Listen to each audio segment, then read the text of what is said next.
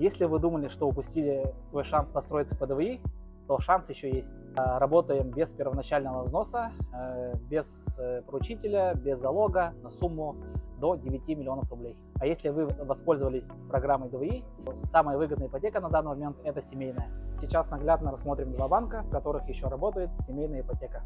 Это Альфа-банк и Сбербанк. Альфа-банк. Преимущество Альфа-банка, что вы можете взять кредитные деньги от 1 миллиона до 15 миллионов рублей. Сбербанк. Вы можете взять от 7, а это значит, что минимальная сумма 7 миллионов, меньше взять нельзя. Далее мы рассмотрим процентную ставку 6% и выше.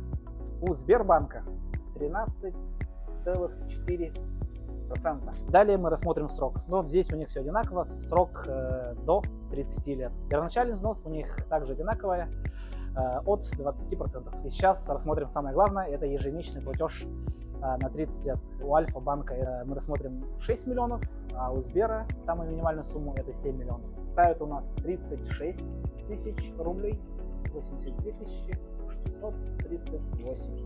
Разница составит 46 638 рублей.